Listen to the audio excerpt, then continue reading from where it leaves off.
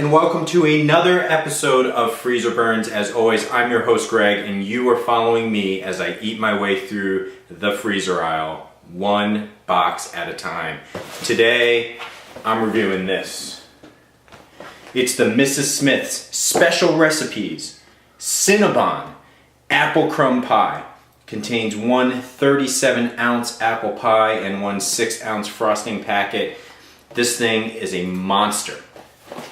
Look at the size of that. $7.99. It is. Let's see. What's the fat content? 1/8 of a pie. 350 calories.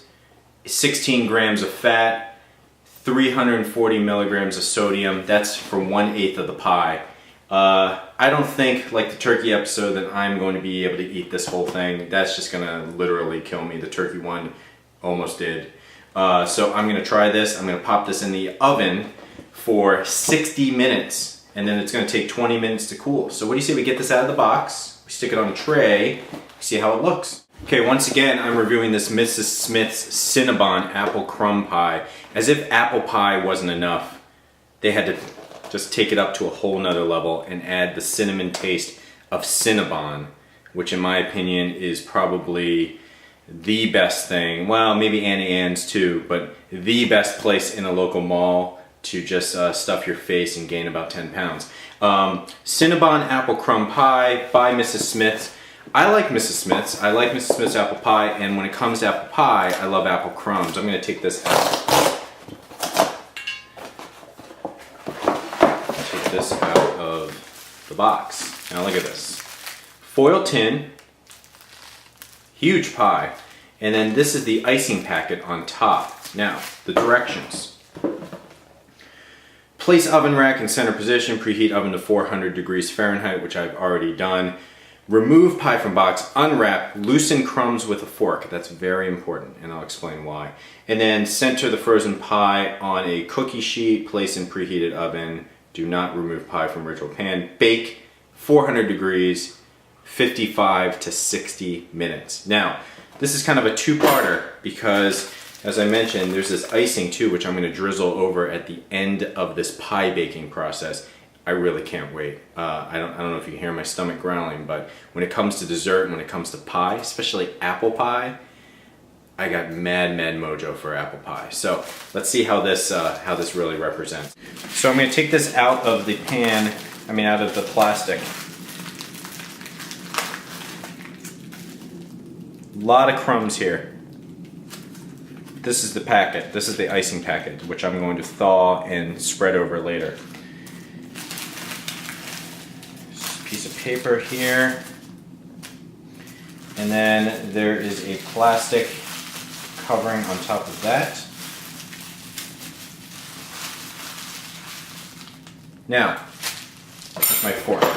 Got my trusty fork, and I'm going to loosen up some of this stuff. Now, the reason why you loosen it up is if you have it in one piece and you bake it, it becomes flakier. You really want it crumblier. So I try to loosen it up like this. Kind of like the texture of a shoe fly pie. If you guys are down with the Pennsylvania Dutch, you understand shoe fly pie.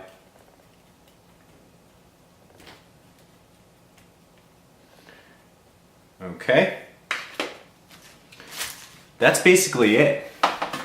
Take it out of the box, put it in a pan, crumble up the top, and now we're sticking it in the oven. So in 55 to 60 minutes, we'll take it out, we'll let it cool. We'll see how it smells first, and then we'll see how it tastes. Okay, so the pie has been taken out of the oven. It was in there for 60 minutes, and I've let it cool for about 20 minutes. Now, if you recall, we had this little icing packet, the Cinnabon style. You cut a little hole in the top, and then you kind of use it to do little designs and stuff like that. Now, one thing I wanted to point out here is on the back it says, you may store the unused portion of frosting packet in your refrigerator for up to 5 days. Now, I got news for you. If you have an unused portion of frosting, I don't want you to be watching Freezer Burns ever again. I would be, that's just unacceptable. You better use that entire thing of frosting packet. That's one thing. So you don't need to store it in the refrigerator, dump the whole thing in. Now, how does it smell? It smells really, really good.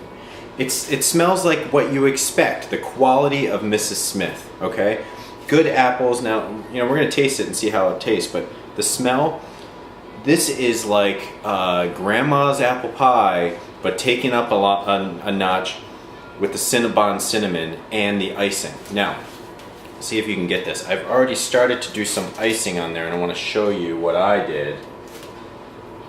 You gotta have fun, folks. You know what I'm saying? If you don't have fun making cute little designs or funny little words on top of your pie, you know, that's what life's all about. So anyways, that's my contribution to the pie world. Smells really good. The crumb topping is nicely browned. It's like a butter crumb topping. The crust looks very, not burnt, but crisp on the outside. But that apple, oh man. Cinnamon, it smells really sweet. I cannot wait to cut myself a piece, get that in my belly, and see how it tastes. So what do you say we cut one? We'll put it on a plate. Now for the moment of truth. I've cut myself a piece. Now if you recall, I remember I said the recommended servings is 8 slices per pie. So I am showing you roughly 1/8 of a slice per pie. First, I want to talk about a few things. One is, as I mentioned, I really like apple pie. If given the option between cake and pie, I go pie every time. Mrs. Smith, she's where it's at when it comes to pies, and she's taking it up a notch with Cinnabon, okay? I haven't tasted it yet, but based on the smell, I'm thinking we're talking Mrs. Smith's 2.0 right here. She is taking it to the 21st century with the partnership with Cinnabon. I think this is where the future of pies is going, okay? So I think it's really important for me to review this because, you know, a year from now, you guys could be like, of course, apple pie with Cinnabon, that's where it's at.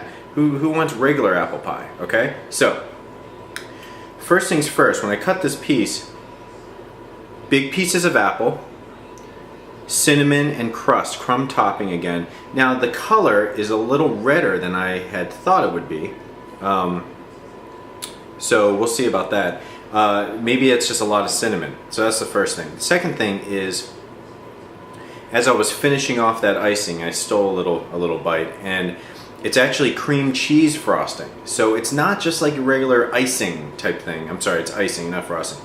Not your typical just generic confectioner sugar and water icing. This is cream cheese icing. So just when you think, you know, you're adding some more fat to each bite, Mrs. Smith's, she represents, she puts in that cream cheese frosting, icing. Sorry about that. So, first bite, see how it tastes.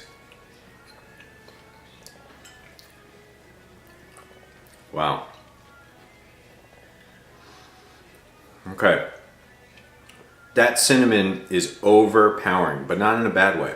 It's great cinnamon taste, but way more cinnamon flavor than you typically would have in an apple pie.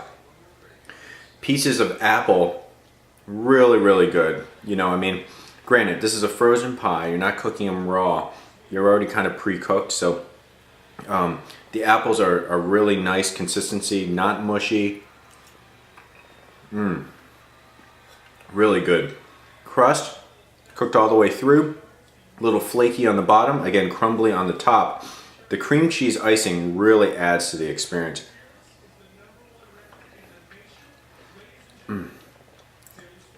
This is a good pie.